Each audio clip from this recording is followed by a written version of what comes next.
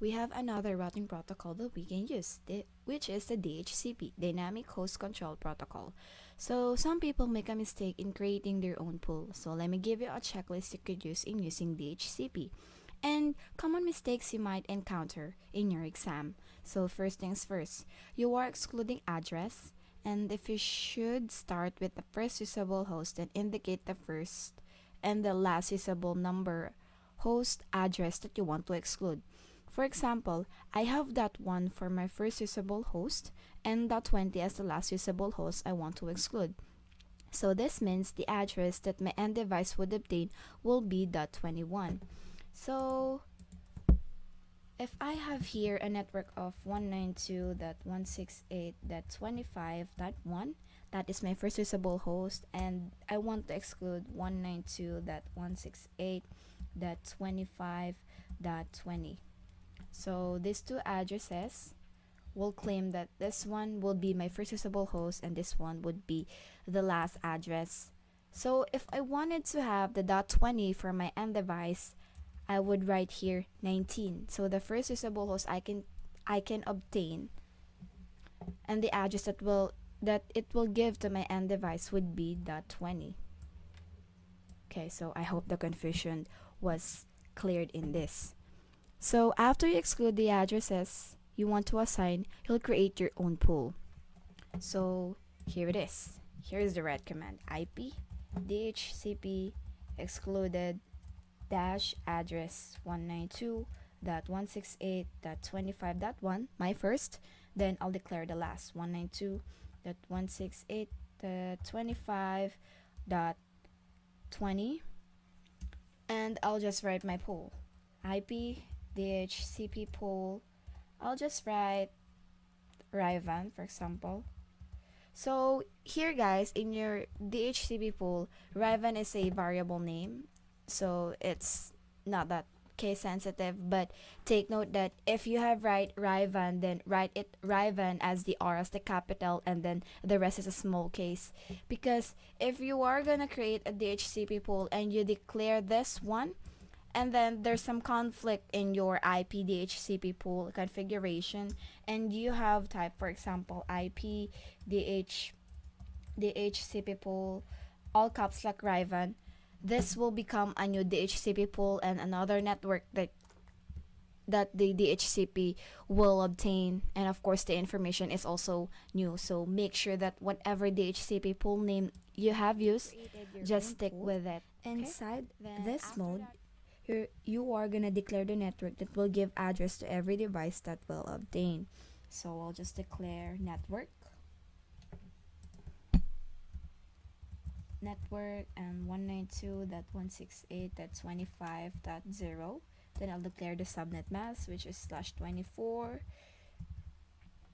and I'll also declare the default router where all the information will pass by to get to this destination, just 192.168.25.1.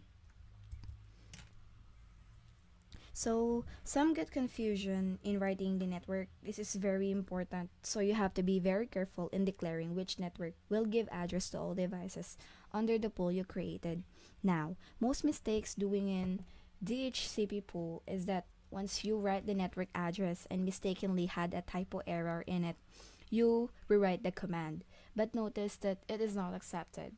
Why is that? Here's the thing: you are not in the correct configuration mode, so make sure you know which mode are you in.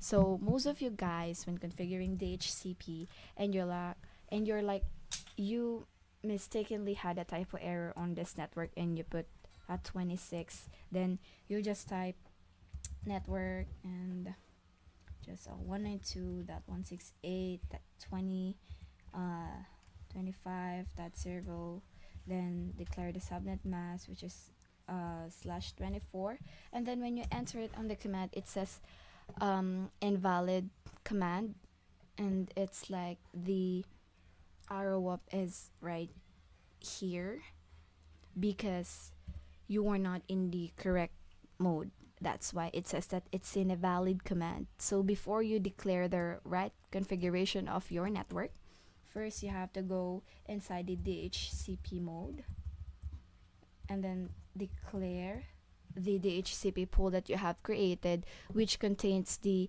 network you wanted to change. Oh, sorry. 192.168.26.0 and 255.255.255 is 0. So here it is. Then I'll just, after I have written here the pool, I'll put no at the beginning. So to fix this, you just type no network 192.168.26, the first configuration you have written, and also the subnet mask that you declared. After that, you have put the right configuration and input it there. 168.25.0 255.255.255 slash 2, that is slash 24. Then there you go.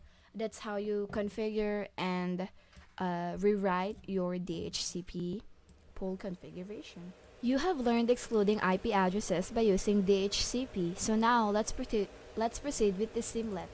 So I'm just gonna open the SIMLET. Here is the network topology, and here is the Word file version of it. Now let's proceed with the first question. Examine the DHCP configuration between R2 and R3. R2 is configured as a DHCP server and R3 as a client. What is the reason R3 is not receiving the IP address via DHCP? So let's first check R2, then R3. So here it is. I'll open R2, enable, and then I'll open R3, which is enable. So I'll just put R3 in here and R2 in here. So as you can see, in order for you to view the DHCP configuration, you could type show IP DHCP pool, and there is no result. Let's check here, show IP DHCP pool. So as you can see, there is no configuration, and just make sure then show run, and also here show run. As you can see, DHCP configuration is usually at the beginning of the statement, but in R2 I haven't seen any DHCP configuration, also with R3. But let us check what if the router has any configurations and still the R3 doesn't get any DHCP address. Now let's check first with the interface. Show IP interface brief. Now with this, let's double check the interface that is directly connected to R2, which is the fuzz0/1. So in R3, fuzz0/1, it is unassigned but it is up. So when you have a DHCP configuration, in the method it says DHCP, not unset or manual. So this one's up, that's why it can't get any configuration DHCP, because there is no address assigned and no method that is configured. So the answer for this one is A. On R3, DHCP is not enabled on the interface that is connected to R2. So here it is. Here's the answer, and here are some explanation. If you're gonna check, BCD doesn't match any of the statements that you have viewed here in the configuration of R2 and R3. Now let's proceed with the second question. So here it is. R1 router clock is synchronized with ISP router. R2 is supposed to receive NTP updates from R1, but you observe that the R2 clock is not synchronized with R1. What is the reason R2 is not receiving NTP updates from R1? Now, is it A. R1 router Ethernet interface that is connected to R2 is placed in shutdown condition? B. R2 router Ethernet interface that is connected to R1 is placed in shutdown condition? C. The NTP server command not configured on R2 router? D. the IP address that is used in the NTP configuration on router 2 is incorrect. Now first, let's view the R1 clock and the R2. So here is R1 and R2. Okay, R2 and R1. Okay, then I'll use here the show run command so I can see all the configurations, and again show run. Now we'll have to find an NTP server declared on any interface here on R1. So this is the link to ISP 500 section name.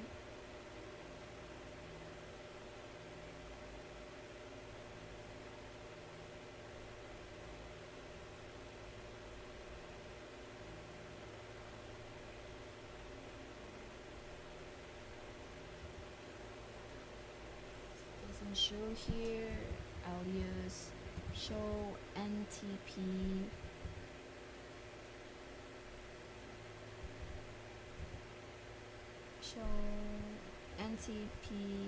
clock. Show NTP status. So as you can see here, it says that clock is unsynchronized, stratum 16, no reference clock, nominal frequency, actual, the offset relay, then in here,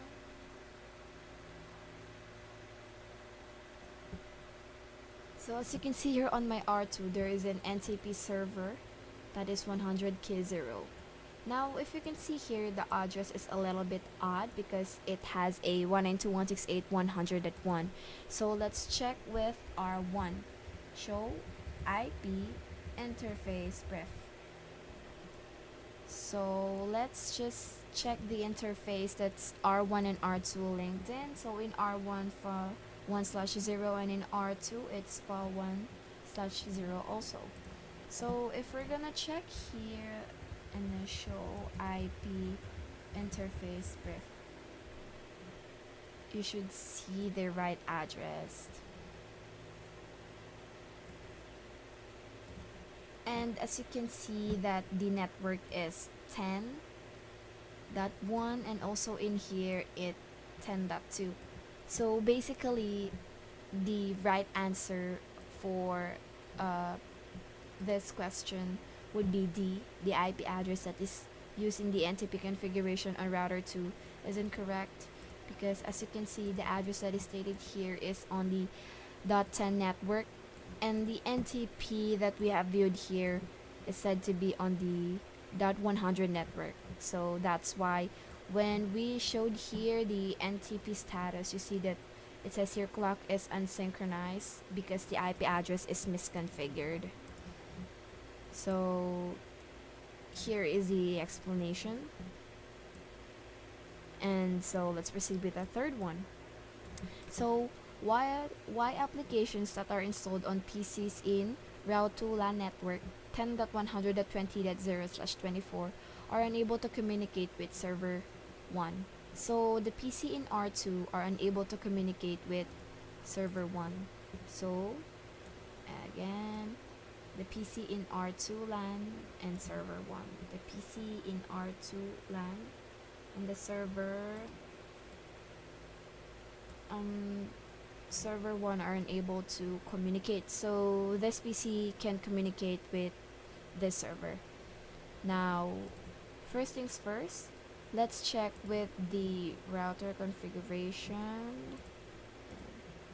I'll close R1 now and I'll open R3. And here is R2. Let's put it here. And I'll just show this.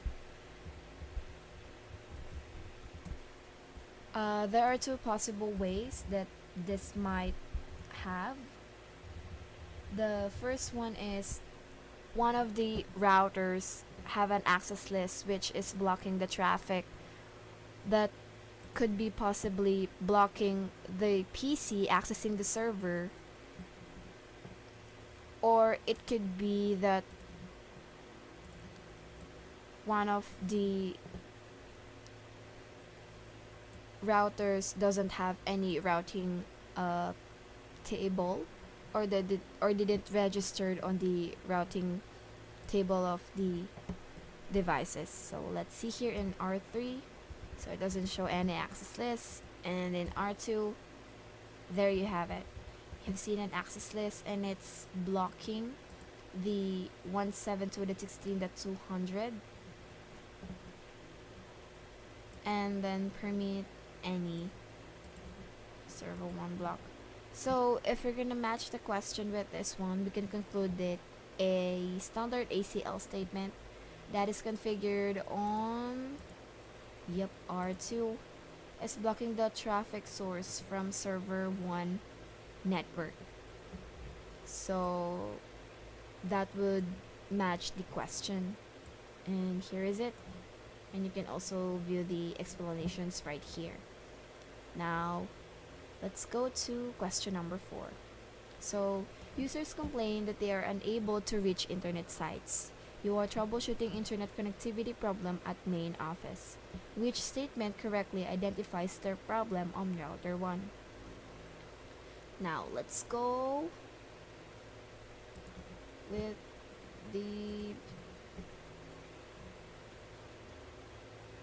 topology first, because the end devices can get to the ISP. Here the two PZs.